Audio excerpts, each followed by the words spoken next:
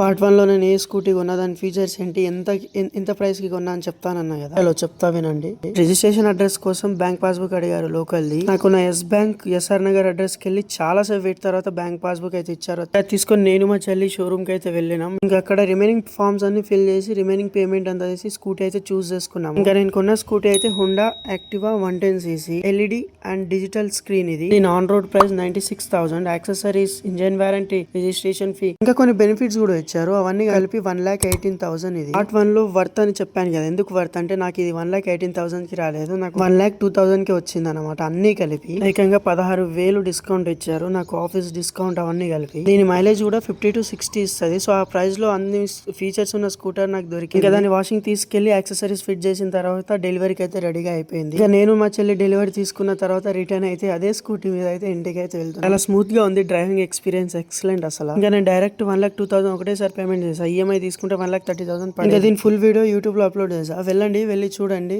Thank you for watching. Do support and by.